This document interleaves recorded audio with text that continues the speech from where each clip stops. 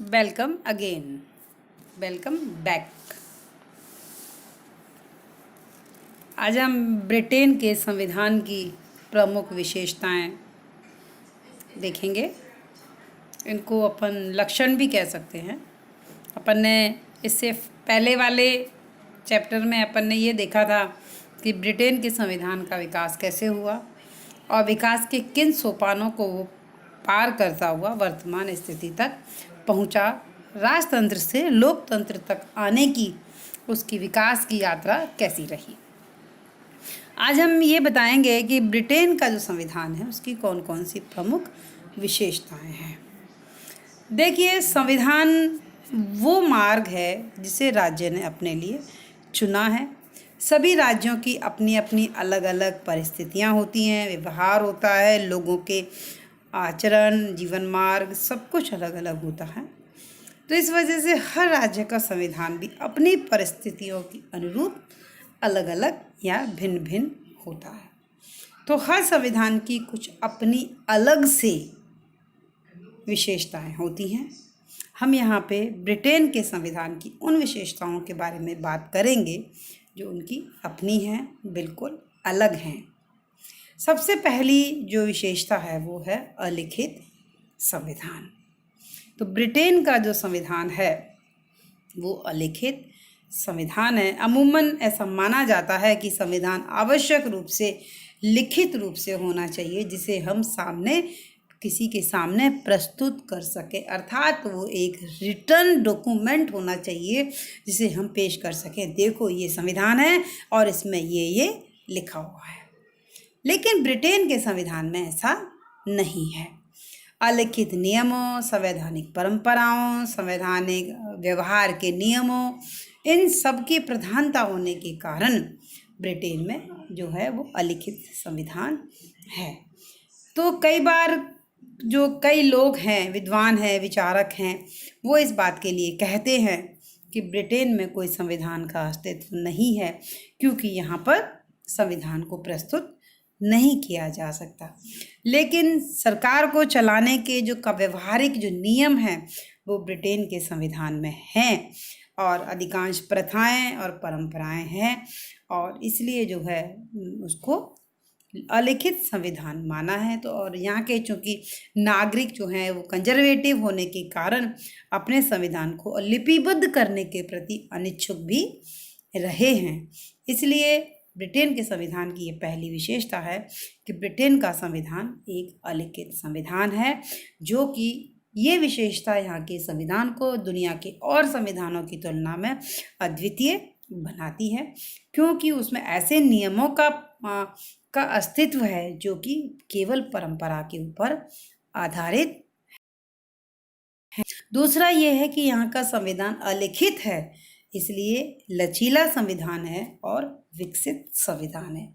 लचीला संविधान का मतलब ये होता है कि साधारण कानून निर्माण और संविधान संशोधन की प्रक्रिया में कोई अंतर नहीं है। जिस तरीके से साधारण कानून में संशोधन बनते हैं उसी तरीके से संविधान बनते हैं। चूँकि संविधान लिखित नहीं है, इसलिए ये एक लचीला संविधान है। यहाँ पे साधारण कानून निर्माण की तरीके से चेंजेस की तो खैर आवश्यकता ही नहीं है, इसलिए जो जैसा संसद चाहे वो ऐसा कर सकती है। और ये एक विकसित संविधान है। ज़्यादातर विश्व के देशों के संविधान एक निश्चित समय पे विशेष संविधान सभा के द्वारा बनाए गए हैं, लेकिन ब्रिटेन का जो संविधान है, आपको मैंने पहले भी बताया कि 1400 वर्षों के इतिहास का परिणाम है। तीसरी जो इसकी विशेषता है वो है यहाँ के सिद्धांत और व्यवहार में अंतर।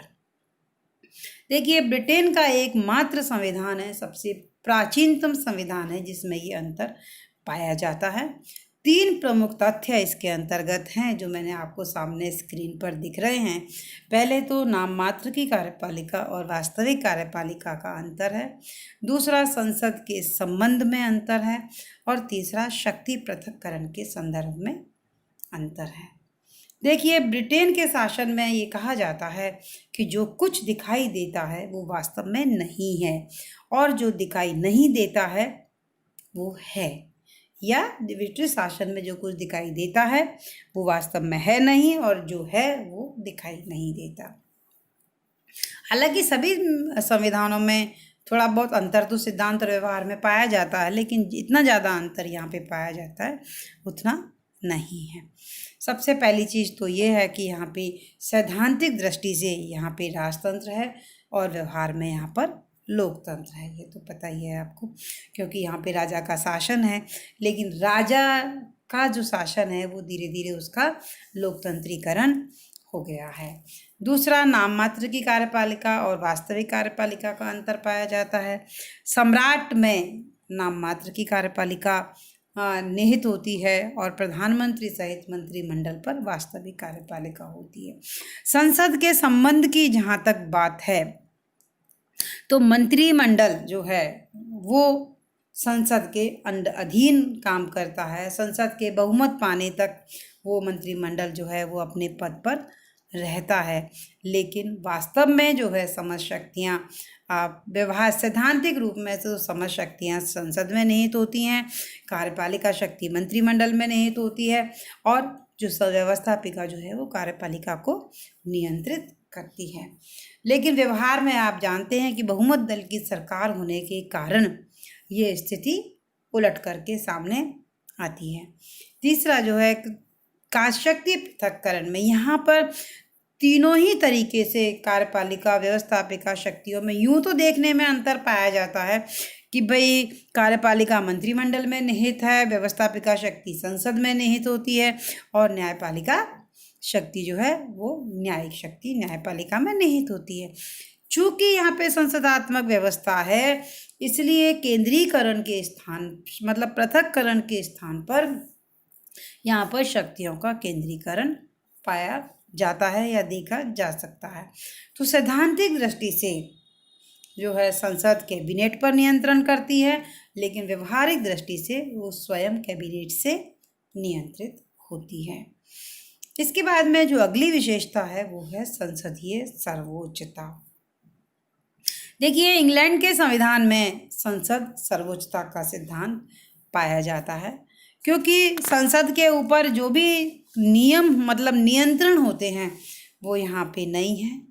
पहला नियंत्रण तो होता है एक लिखित संविधान का होता है, दूसरा नियंत्रण होता है सर्वोच्च एवं स्वतंत्र न्यायपालिका का होता है, तीसरा मौलिक अधिकारों का होता है। तीनों ही बातें यहाँ पर नहीं पाई जाती हैं, तीनों ही बातें यहाँ पे नहीं पाई जाती हैं। चूँकि संविधान लिखित नहीं है, इसलिए संसद जो कहती है वो अंतिम निर्णय होता है। Excuse me. दूसरा, यहाँ पर स्वतंत्र न्यायपालिका नहीं है, और तीसरा यहाँ पे नागरिकों के भी मौलिक अधिकारों का कोई प्रावधान यहाँ पर नहीं है। तो विधायी शक्तियों के ऊपर यहाँ पर कोई नियंत्रण नहीं है, और संसदीय सर्वोच्चता का सिद्धांत यहाँ पर पाया जाता है। आप सभी जानते हैं क्योंकि जो संसद है वो एकमात्र यहाँ पर कानून निर्मात्री संस्था है। यहाँ पर न्यायिक पुनरावलोकन का सिद्धांत कहें वो भी नहीं है। यहाँ पर संसद द्वारा बनाए गए किसी भी कानून को चुनौती नहीं दी जा सकती है। डी लोम्ब एक विचारक हुए हैं, उन्होंने कहा है कि इंग्लैंड की संसद स्त्री को पुरुष और पुरुष को स्त्री बनाने के अतिरिक्त सब कुछ कर सकती है। डायसी तो ये भी कहते हैं कि यहाँ पे संसदीय संप्रभुता पाई जाती है। अगली विशेषता है यहाँ पे विधि का शासन। विधि का शासन है, इस पे अंग्रेज जो नागरिक है वो बहुत प्राउड फील करते हैं कि हम रूल ऑफ लॉ में रहते हैं।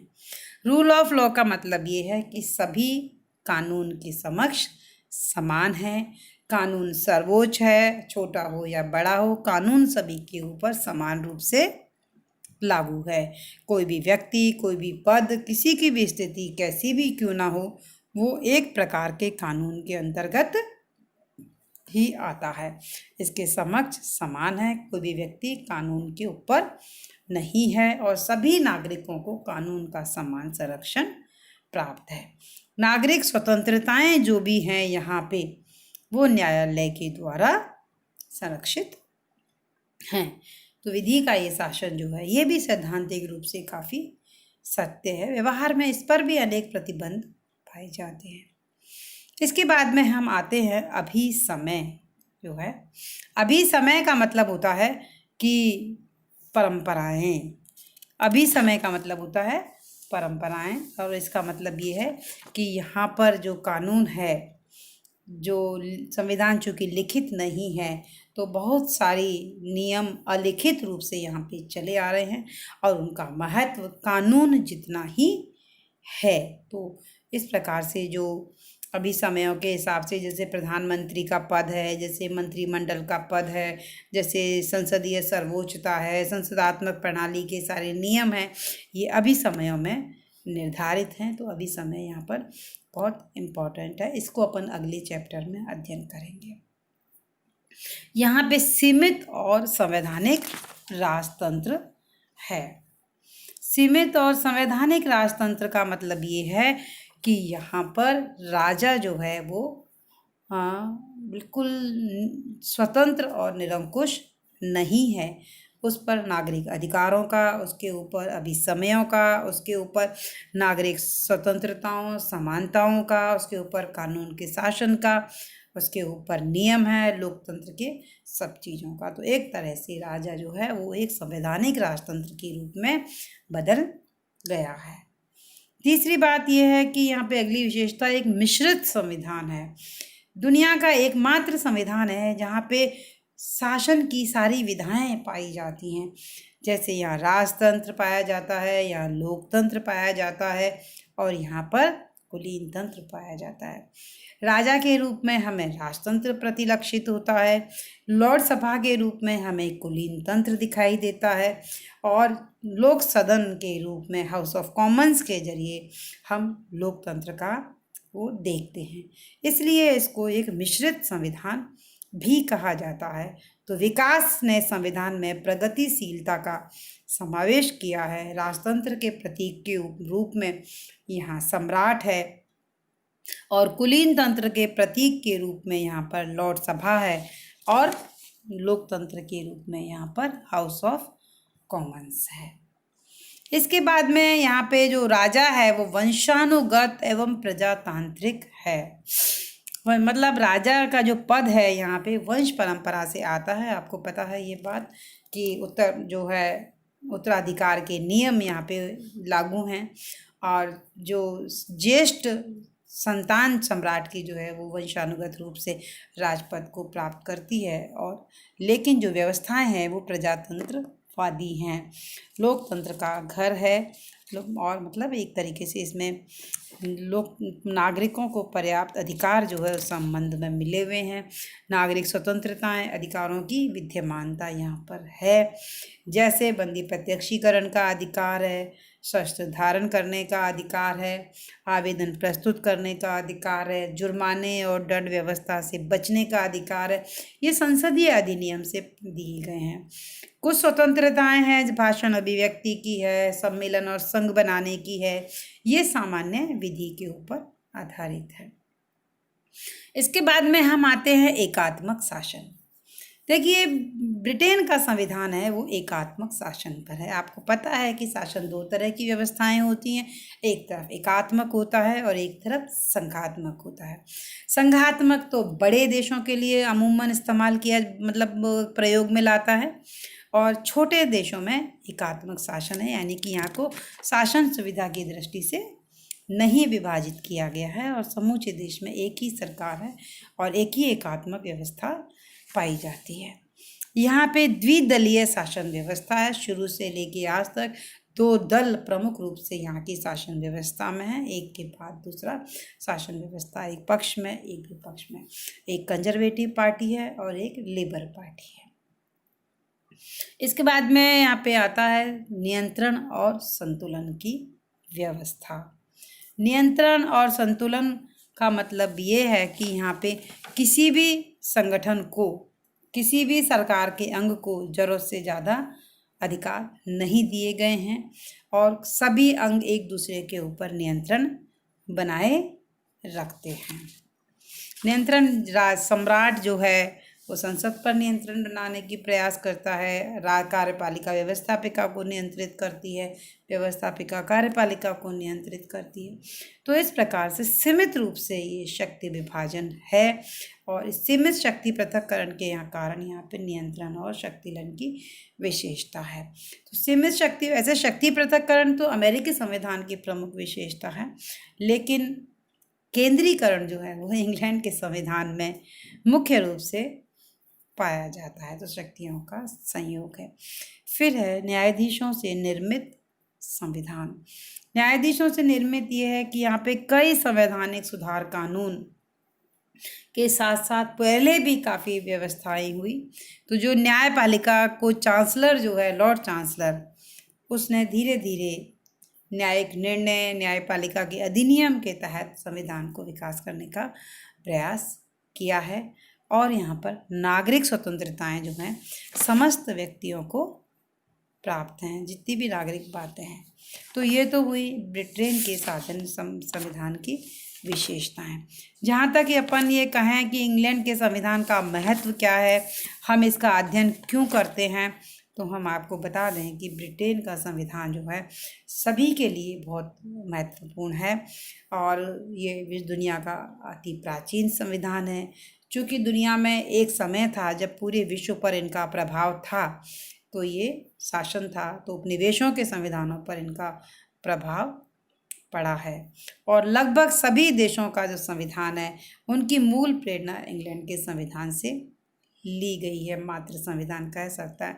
लोकतंत्रात्मक पद्धति का ये श्रेष्ठ उदाहरण है और भारतीय विद्यार्थियों के लिए तो ये विशेष महत्व रखता है। अब प्रश्न ये है कि इंग्लैंड में संविधान का अस्तित्व है या नहीं। इस संबंध में टॉमस पेन, डी टॉकविले, 2-3 विचारक हैं जो ये कहते हैं कि इसका अस्तित्व नहीं है, क्योंकि ये लिपिबद्ध नहीं है, नहीं संविधान में लचीलापन और आधारभूत नियमों का अभाव है। दूसरा जो आलोचक है वो Jennings, Ivor Jennings, Munro, Bryce, ये कहते हैं कि अस्तित्व है, क्योंकि कागज पर प्रस्तुत करने से संविधान नहीं होता, अपितु उसका महत्व और उसका एक सब जो विकास है वो परिलक्षित होता है। तो ये तो रही इंग्लैंड के संविधान का विशेषताएं और महत्व। धन्यवाद।